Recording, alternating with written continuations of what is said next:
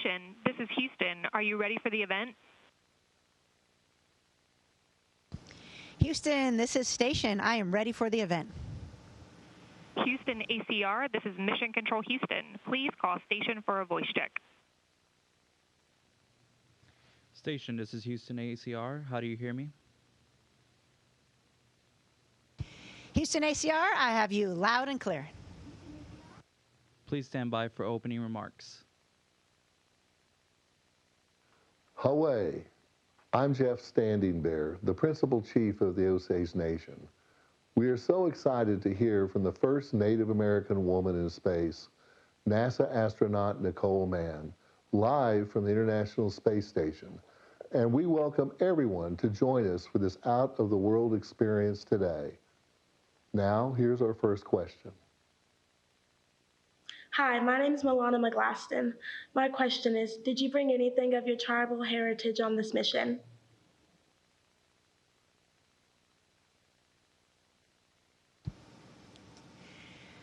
Hi, Milena. Actually, I did. I brought a dream catcher that my mother gave me, and I've had a dream catcher beside my bed ever since I can remember as a little child, and I still have one by my bed on Earth, and so I thought it would be very fitting to have a dream catcher with me in space, and I have it floating next to my crew quarters to remind me of home and keep my dreams good at night. My name is Eugene K. Jacobs, and my question is, how do you make flying out of space?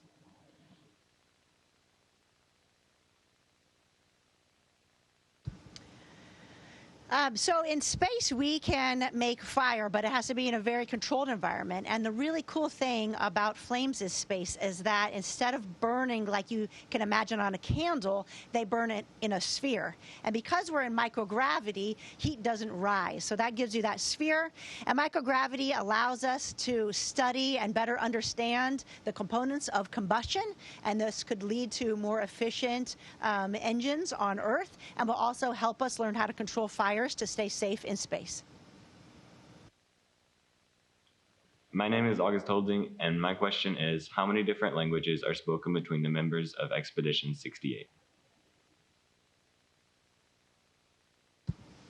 Oh my goodness, there are a lot of different languages on the International Space Station. On the U.S. side, of course, we speak English, and we learn to speak Russian as well, so we can coordinate with our Russian colleagues.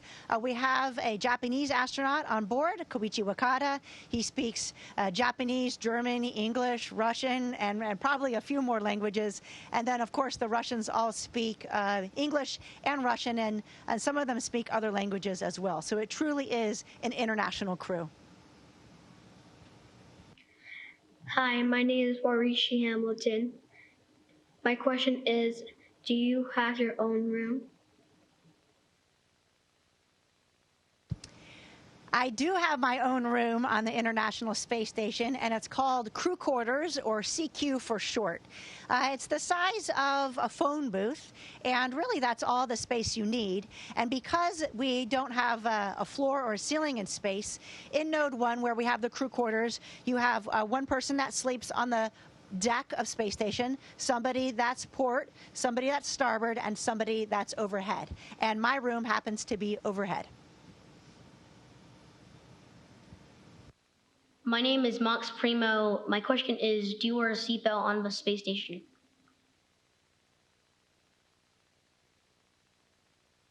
When we launch to space, we wear a lot of seat belts. It's really a 5-point harness like you would see in a race car that keeps you safe during launch and also on reentry.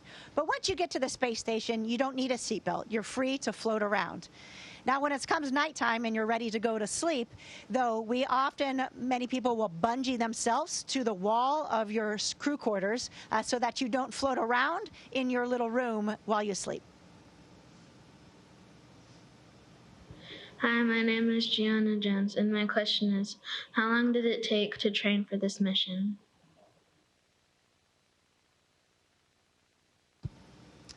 So I showed up to NASA in 2013 and started training for a space flight. Those first 2 years, you go through astronaut candidate training, and it's general training on all aspects of the International Space Station, flying airplanes, learning how to do spacewalks, learning maintenance, and how to do science as well. And then, once you're assigned for a specific mission, you go into a dedicated training flow. Ours was a little bit over a year, and you learn specifically the spacecraft that you'll be flying to the International Space Station. And then you also practice some more specific science, spacewalks, and maintenance that you'll be doing during your time on board, which we call an expedition. My name is Titan Harris, and my question is, can you play video games in space, and do you use the VR headsets on the station? Well, unfortunately, I don't have a video game console up here. Otherwise, I probably would. But we do have some VR sets, and we actually use those for training and also for maintenance on the space station. And some of it isn't developmental. So there's a concept where if I have a VR headset, I can talk to controllers that are on Earth. So perhaps I'm on Mars, for example, and I need to do maintenance on something that I've never seen and never been trained on before. I can have the VR headset on, and then the engineers back on planet Earth can talk to me and identify areas that I need to access to do this maintenance and kind of walk me through a maintenance task. We also use virtual reality for some of our training in a spacewalk. If you happen to come off the space station, we have a little jetpack that you can fly back to the space station. So you can use this virtual reality to kind of visualize space. You're able to maybe experience some of this virtual reality back on Earth. NASA's done virtual reality tours of the International Space Station and actually a spacewalk with a virtual reality as well. Hi, my name's Arian Jenkins, and my question is, do you follow the same flight pattern every day?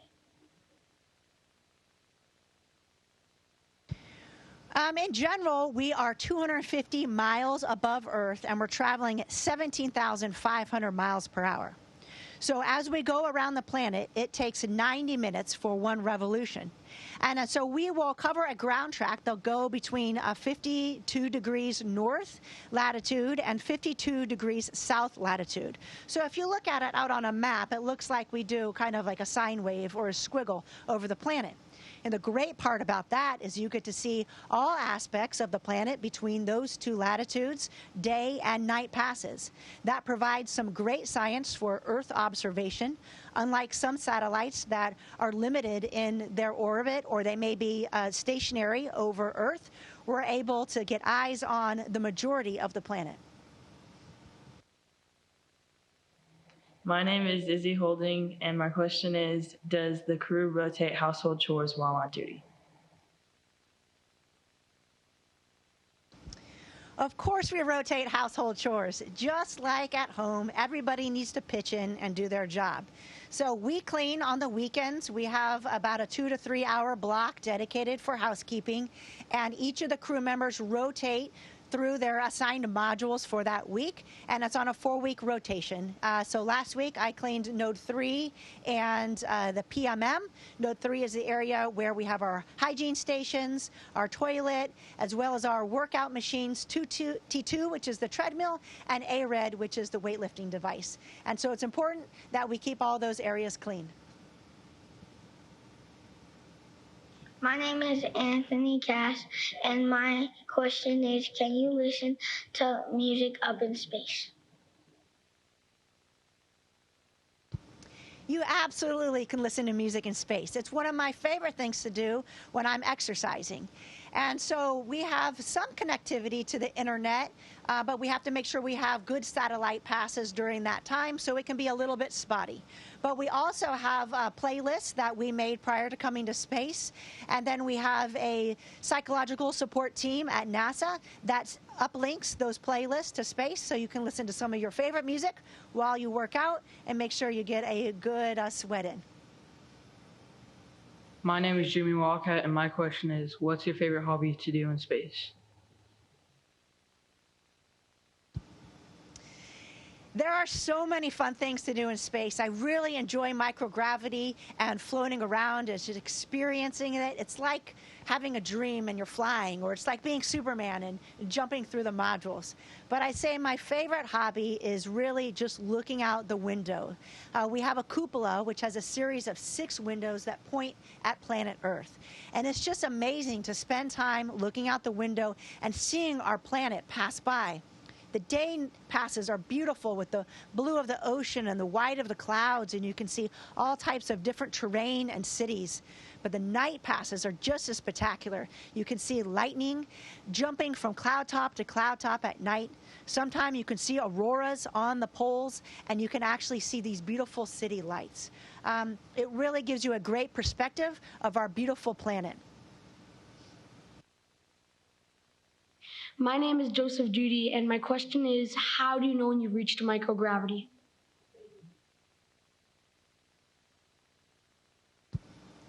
Well, you can tell when you've reached microgravity. So I launched as a part of Crew 5 on a Falcon 9 rocket, and it took us about 8.5 minutes to get to space. There's 2 stages of that rocket that take you into space. And that first stage is about 2.5 minutes. And when that first stage cuts off, you feel 0G, zero acceleration, for about 12 seconds before that second stage kicks in. That second stage accelerates you until 16,400 miles per hour. And when it cuts off, it's boom. You go from 4.5 Gs to 0 Gs instantaneously. First, you can feel your arms start to float up, and then your head. And even though you're strapped in that 5-point harness, you can tell that you're floating in your spacesuit. It's about another 10 minutes before you get to unbuckle and really float around. And that's the first time that you get to experience microgravity. My name is Signy Redcorn, and my question is, do you ever run out of water?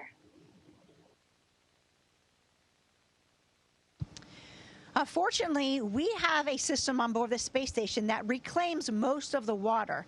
Through our sweat and humidity and also our urine, we're able to purify all of that and reclaim about 93% of the water. So we have some water that's still flowing up to station, but not as much, certainly, as if we were able to reclaim the water. Now, this technology is really cool, and we're trying to still improve upon it. When we go to a mission to Mars that's going to be about 2 to 3 years, we need to be able to reclaim about 97% of our water in order to fly enough water on that mission, since we won't be able to resupply. This technology is also transferred back to help humans on Earth. For example, in a natural disaster area where water's been contaminated, this type of technology can be used to purify the water to make it safe for drinking. Hi, my name is Harley the cow, and my question is that if you go outside, do you float away? So when we go outside, it's called an EVA, or a spacewalk, and we are very careful to tether ourselves to the space station. If you didn't, and you weren't holding on, you would certainly float away. So we have a safety tether that goes all the way back to the airlock, and that's always connected to us. It's on a reel, so if you fell off, it would reel you back in. But also, anytime you stop and you're going to take your hands off the railings on a space station, you put down another tether called a local. That way you can remove both hands and work on something. That local is only about 5 feet long, so it won't get you too far away from station. Now, if those failed or we didn't have them connected for some reason, like I mentioned before, you have that little backpack that's called a safer. It has some compressed gas inside, and that would give you the opportunity, a couple puffs of gas, to fly back to station. But we certainly train to that, but we never want to execute that. So we always check that we have our tethers down before we let go of station. My name is Jesse McKibben, and my question is, what does the Earth's horizon look like from space? The Earth's horizon from space is one of the most incredible things that I've seen, especially when we transition from sunrise to sunset, which we get to see every 45 minutes. You can see this thin layer of the atmosphere between planet Earth and the blackness of outer space. And as the sun sets, you can see dramatic colors change and shift, and the atmosphere goes from thick to very thin to total, absolute darkness. It never gets old to look at. I've tried to take pictures of it, but it's really hard to capture all those colors and the changing lights. It's something that's incredible to see with your eyes, and hopefully I can do a better job of capturing it via photographs so that I can share that experience with you back on Earth. My name is Lily Harris, and my question is, whenever you first arrived into space, did you feel sick or fine? So when you first arrive to space, it takes you a little bit of time to get used to microgravity. I remember unbuckling inside of Crew Dragon and getting out to float around, and your head kind of tumbles. It feels like you just kind of got off of a roller coaster. But your body adapts pretty quickly, and that's a small environment. Then the next day, when we got to the space station, you float out through the Node 2 hatch, and space station is huge compared to Crew Dragon. Space station is about the size of a 5-bedroom house, and you could actually find yourself in a module not able to touch any of the walls. And so sometimes when you float through a module, you'll find yourself upside down, and your brain will get flipped. And so you'll have to kind of reorient yourself in order to adapt to that new environment. Fortunately, I never felt sick on board the space station. Sometimes people get what's called space sickness, which is the same type of sickness perhaps you would feel after flying in an airplane or maybe driving in the car if you didn't feel good.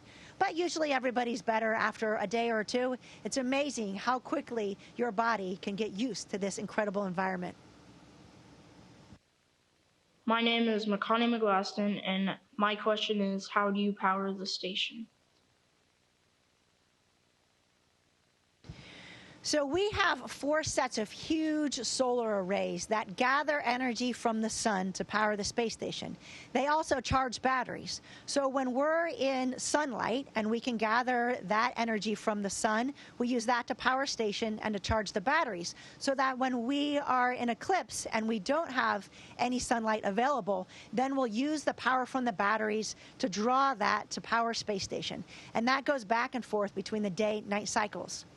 Actually, we are during a time now where we're executing some EVAs or spacewalks to go outside and upgrade these solar arrays. We're deploying something called IROSA that's rolled out in front of the solar arrays. These are new and improved technology that can gather power more efficiently from the sun. We have a spacewalk coming up, actually 2 spacewalks coming up next week and then the following week. My name is Tony DeLeon, and my question is, do you see meteors all the time? So when you're in a night pass over planet Earth, you can see meteors, but you need to turn down all the lights inside of the space station and let your eyes adjust to see. We've actually had some cameras outside during some meteor storms that have been able to capture the meteors and to also gather some science. From the video, we can tell the size and the shape, and it allows scientists back on Earth to better understand the meteors and how they interact with our atmosphere on Earth. My name is Kahika Jacobs. My question is, are you able to grow tomatoes in space? That is a great question, because in just a couple days, spacecraft called SpaceX 26 is a cargo vehicle, and it's going to deliver a ton of science and food and supplies to the International Space Station. And on board that spacecraft is an experiment called Veggie 5. We're going to be growing dwarf tomatoes in space. We're going to be looking at different types of light and fertilizer and how that affects the growth and the taste of the tomatoes. We'll be able to figure that out, because at the end of growing the tomatoes, the astronauts will actually get to taste the tomatoes and rate their taste. This is important because when we go to Mars on a 2 to 3 year mission, the thermal stabilized food and freeze-dried food that we had will lose a lot of its nutritional value over that time. So we need to be able to supplement with freshly grown fruits and vegetables on that mission. My name is Jaden Shaw, and my question is, how is the BEAM Bigelow Expandable Activity Module used on the station? So BEAM was installed back in 2016, and it was supposed to be a 2-year tech demo to determine how this inflatable module would react to the environment of space. Astronauts used to go in every so often to take some measurements inside of the space station. We have some sensors to detect radiation and also make sure that the environment and that the air was okay. It performed incredibly, and so it's still on board the International Space Station. I had a chance to go inside a BEAM just last month. We store a lot of cargo inside. The hatch is normally closed, but sometimes we open it up to go inside and to retrieve some supplies from BEAM. This is a concept for a future type space station or maybe a floating laboratory that could be just this inflatable module. As you can imagine, that would be a lot less upmass to get to space, which would be a lot more cost effective. So hopefully we'll see some more inflatable modules in the future. On behalf of the Osage Nation, I'd like to thank NASA astronaut Mann and her crew for taking the time to connect with our Osage youth today. Safe travels and best wishes. Wewana, which means thank you.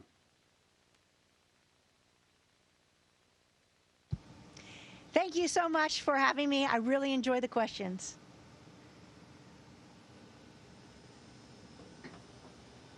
Station, this is Houston ACR. That concludes the event. Thank you to all the participants. Station, we are now resuming operational audio communications.